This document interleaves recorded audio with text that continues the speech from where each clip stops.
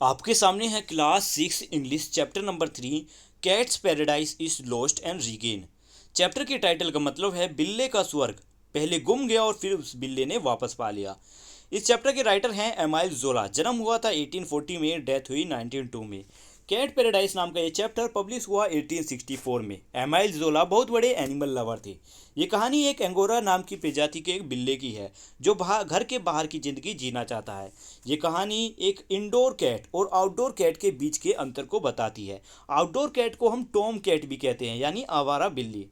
Amyl जोला ने कभी कहा था कि भद्दे दिखने से के डर से ज़्यादा अहमियत मेरे लिए जानवरों का भाग्य रखता है। यानी जानवरों का भाग्य मेरे लिए ज़्यादा अहमियत रखता है, मैं उन्हें ज़्यादा पसंद करती हूँ। एक बिल्ला इस कहानी में किसी को अपनी कहानी सुना रहा है, शायद किसी इंसान को अपनी कहानी सुना रहा है। तो बिल्ला क्या कहता है? वो कहता है कि मैं उस समय 2 साल का था, सबसे तेज और सबसे भोला भाला बिल्ला। शायद ही आपने ऐसा बिल्ला कभी देखा हो। बड़ी ही कोमल उम्र में बड़े ही आत्मविश्वास के साथ मैंने घर की सारी सुख सुविधाओं को छोड़ दिया।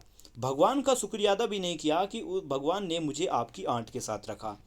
वो महिला बड़ी ही अद्भुत है जो मुझे प्यार करती है।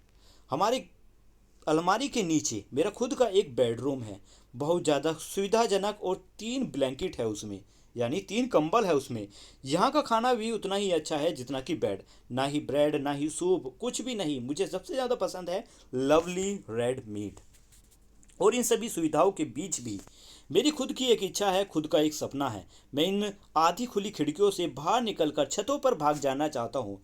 मेरी जो परवाह की जाती है मैं इससे पक चुका हूँ। मेरे बेड की सॉफ्टनेस, यानी मेरे बेड की कोमलता अब मुझे बीमार महसूस करा रही है। मैं वो मोटा हो चुका हूँ और अपने आप से घृणा होने लगी है मुझे। मैं पूरे दिन खुश रहकर भी बोर होने लगा हूँ। मैं आपको बताना चाहता हूँ कि मैं अपनी गर्दन को खींचकर एक खिड़की के बाहर एक छत को देख सकता हूँ जो बिल्कुल उसी के सामने है। एक दिन सूरज की गर्म धूप में 4 बिल्ली उस नीली छत पर आकर खेलने लगे। उनकी खुशी को देखकर ऐसा लगता था कि जैसे हर खुशी के साथ उसके उनके बाल उठ रहे हों और उनकी पूंछें सीधे हो रही हों। ऐसी असाधारण सी चीज़ें मैंने कभी पहले नहीं देखी थी। उसके बाद से मैंने एक सोच बना ली कि शायद जो खुशियां हैं वो छतों पर ही मिल सकती है। पर लेकिन इसके बावजूद भी हमारे घर की जो खिड़कियां थी वो बड़ी ही ध्यान से बंद की जाती थी। इतने ध्यान से बंद की जाती थी जैसे उन डोर्स को बंद किया जाता है, कपबोर्ड के उन डोर्स को जिसमें मीट रखा जाता है। मैंने फैसला कर लिया कि मैं यहाँ से भाग निकलूँगा। और क्योंकि हमारी ज़िंदगी में रसीले मीट से भी ज़्यादा बहुत कुछ है। कुछ तो ऐसा है बाहर जो मैं नहीं जानता, जिसका कुछ ना कुछ वजूद है। एक दिन घर का कोई सदस्य किचन की उस विंडो को बंद करना भूल गया। मैं छोटी सी खिड़की से बाहर निकला और फिर छत पर जा पहुंचा। वो छत जो बिल्कुल उस खिड़की के नीचे थी, एक छोटी सी छत। कितनी सुंदर ये छत थी। इसके किनारों पर गटर बने हुए थे जिससे स्वादिष्ट एक दुर्गंध आ रही थी। मैंने अपनी इच्छा से उनका पीछा किया। मेरे पंजे एक अच्छी खासी कीचड़ में डूबे हुए थे। मुझे उस कीचड़ के साथ बड़ा ही आनंद महसूस हो रहा था, ऐसा आनंद शायद जो कभी ख़त्म ना हो। और गर्मियाँ मुझे एक आनंद महसूस हो रहा था। मुझे ऐसा लग रहा था कि जैसे मैं किसी मखमल पर चल रहा हूँ। गर्म सूरज की वो गर्म धूप मुझे ऐसा एहसास करा रही थी जैसे कि वो मेरी चर्बी को घटा रही हो। मैं आपसे ये छिपा नहीं सकता कि मेरे हर हाथ पैर काँप रहे थे। कुछ तो था मेरी खुशी में, कुछ ना कुछ भयानक डरावना था। तभी मुझे याद है कि मुझे एक डरावना से एक झटका लगा।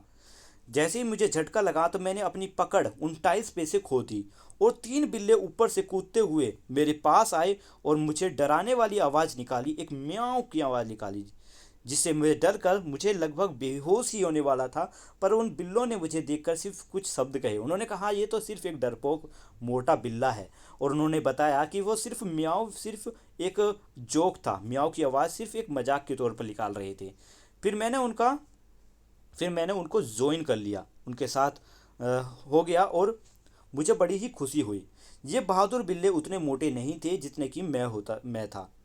हालांकि उन्होंने मेरा मजाक बनाया जब मैं छत पर से नीचे गिरा था, एक टीन की रूफ पर जो कि सूरज की गर्मी से गर्म थी। फिर इसके बाद क्या बताया है कि मेरा एक दोस्त ओल्ड टॉम, यानी एक बूढ़ा आवारा बिल्ला जो बहुत ज़्यादा फ्रेंडली था, उसने मुझे ऑफ़र किया कि वो मुझे सिखाएगा। मैंने बड़ी ही उत्सुकता से उसके उस ऑफ़र को स्वीकार कर लिया। ज़िंदगी के वो मज़े जो आपकी आंट के साथ थे वो अब मुझसे बहुत ज़्यादा दूर थे। मैं गटर से पिया करता। शुगर मिल्क में जो शुगर डाला करते हैं, यानी ये गटर का जो स्वाद था वो इतना अच्छा था जितना कि मिल्क में डाले हुए शुगर का होता है, उससे भी ज़्यादा अच्छा। हर चीज़ मेरे लिए अच्छा और बढ़िया चल रहा था। तभी एक बिल्ली सामने से गुजरी, एक सुंदर सी बिल्ली।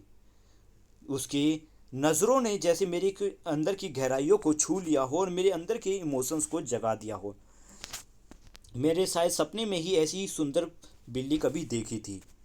उसकी कमर भी बहुत ज़्यादा सुंदर थी और बढ़िया थी, मतलब सुंदर थी। मेरे 3 साथी मेरे साथ आगे बढ़कर उससे मिलने के लिए चली गई।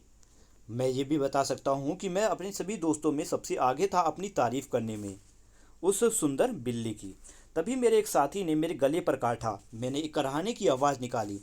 टॉम ने मुझसे कहा वाह, और मुझे खींच कर दूसरी तरफ ले गया और कहा कि तुम्हें ऐसी बिल्लियाँ और देखने को मिलेंगी। चलो अब आगे बढ़ते हैं। करीबन घंटों तक टहलने के बाद मुझे बहुत तेज जोर से भूख लगने लगी। मैंने टॉम से पूछा, मेरे दोस्त टॉम से पूछा कि आप छतों पर क्या खाते हो। उसने बड़ी समझदारी से जवाब दिया, जो भी हमें खाने को मिल जाए उसी चीज़ को हम खाते हैं। इस बात ने मुझे हैरान कर दिया, क्योंकि एक शिकार के तौर पर मुझे ऐसा अभी तक कुछ नहीं मिला था जिसे मैं खा सकूं। आखिरकार मैंने एक कारीगर को देखा जो एक एटिक रूम में, यानी घर के ऊपर एक छोटा सा रूम होता है, उस एटिक रूम में अपना लंच तैयार कर रहा था। टेबल पर रखा वो लंच खिड़की के बिल्कुल नीचे था। एक लवली कटलेट रखा था जो बड़ा ही शानदार लाल कलर का था। मैंने अपने आप से कहा, एक इनोसेंस वाले भाव में, एक मासूमियत से मैंने अपने आप से कहा कि यही मेरे सवाल का जवाब है। मेरा सवाल क्या था कि हमें खाना कहाँ से मिलता है। टॉम ने जवाब दिया था जो आपको देखने को मिल जाए। तो यहाँ पर कैट को क्या देखने के लिए मिला, एक कटलेट, और ये कह रहा है कि मेरा सवाल का जवाब यही है। उसके बाद मैंने टेबल पर छलांग लगा दी और उस कटलेट को छीन लिया, पर लेकिन उस कारीगर ने मुझे देख लिया और मेरी एक झाड़ू लेकर सॉरी एक झाड़ू लेकर जोरदार मेरी कमर पर वार किया। मैंने कटलेट को वहीं गिरा दिया और तेजी से हाँफता हुआ वहां से भाग निकला। टॉम ने मुझसे पूछा, क्या तुम बेवकूफ़ हो? टेबल पर रखा खाना सिर्फ देखने के लिए होता है, उसे हम दूर से देखकर उसकी तारीफ कर सकते हैं। हमारा काम है शिकार करना, हम गटर्स में से खाना ढूंढते हैं। मैं ये नहीं समझ पाया कभी भी कि क्यों कैट्स के लिए किचन का खाना वर्जित है, क्यों कैट्स के लिए खाना नहीं दिया जाता। मेरा पेट और ज़्यादा तेज़ी से कराने लगा था, मेरे पेट में गुड़गुड़ होने लगी थी। अब टॉम ने मेरी निराशा में आखिरी फिनिशिंग टच तब दिया, मेरी दुख को और ज़्यादा भड़काया, ये कहकर कि अब हमें अब मतलब रात तक इंतज़ार करना है। हमें सड़कों पर जाना है और फिर कुछ कचरे की ढेर में से अपना खाना ढूंढना है। रात तक का इंतज़ार करो। ये बात उसने बड़ी ही शांति से और बड़ी समझदारी से की। अगर मेरी मानो तो मैं तो लगभग बेहोश ही हो रहा था, ये सोच सोच कर कि मुझे अब एक पल भी और भूखा नहीं रहा जा सकता। रात धीरे धीरे आई। रात के समय बहुत ज़्यादा कोहरा था, ठंड से मैं बिल्कुल जम सा चुका था। तभी बारिश होने लगी, एक बहुत ही ज़ोरदार भारी बारिश, उसके साथ साथ ठंडी हवाएं भी चल रही थी। फिर हम एक सीढ़ी के ऊपर बने एक कांच के रोशनदान से निकलकर नीचे आए। गलियां अब गंदी लग रही थी। अब ये गलियां उतनी अच्छी नहीं लग रही थी जितनी कि सूरज की धूप में लगा करती थी। अब छतें भी उतनी सफ़ेद नहीं रही जिस पर हम रुकना चाहते थे और आराम करना चाहते थे। मेरे पंजे भी अब सड़कों पर फिसलने लगे थे।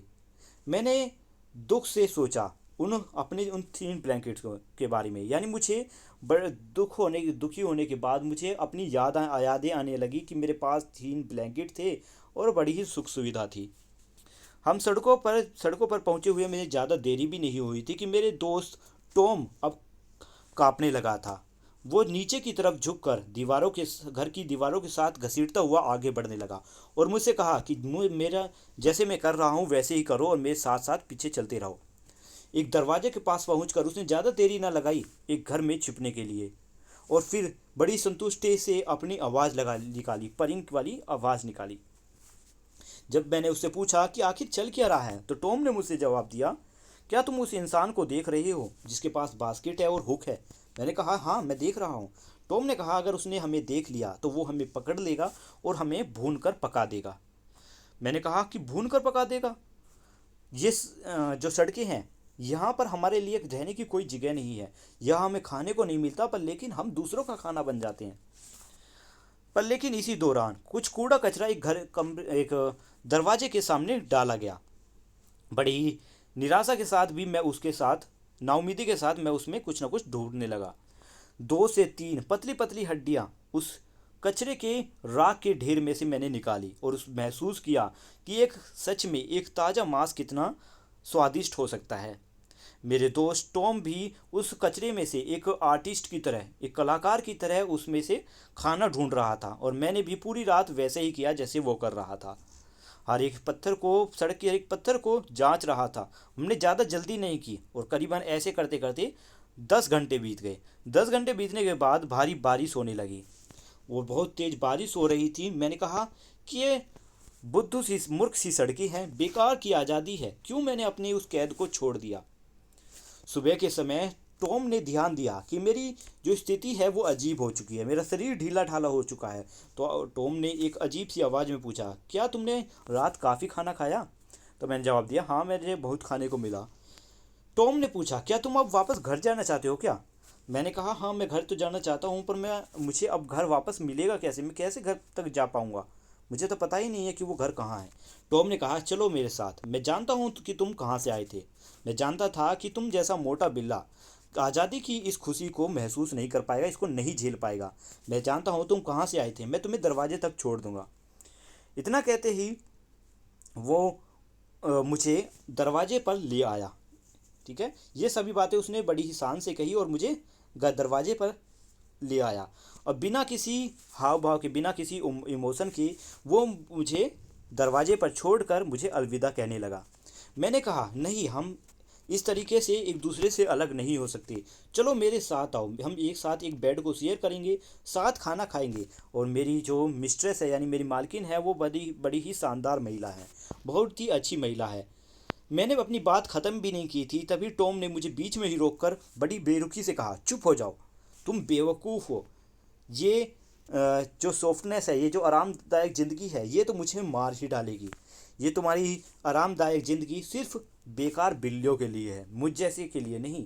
हम जैसी आज़ाद बिल्लियाँ ये आरामदायक ज़िंदगी को, यानी सुख सुविधाओं को सिर्फ इसलिए नहीं ले सकती कि हम अपने आप को एक पिंजरे में बंद कर दें, यानी हम अपनी आज़ादी को का प्राइस चुकाकर आपके इस कंफर्ट को नहीं अपना सकते। ऐसा कहकर उसने गुड बाय किया और फिर छतों पर कूदते हुए चला गया। मैंने उसकी महान छाया को देखा जो सूरज की उस धूप में बड़ी खुशी से हिल रही थी। उसके बाद जब मैं घर पहुंचा, मेरे घर पहुंचने पर आंट ने मुझे एक सज़ा दी। मैंने बड़ी खुशी से उस सज़ा को स्वीकार किया।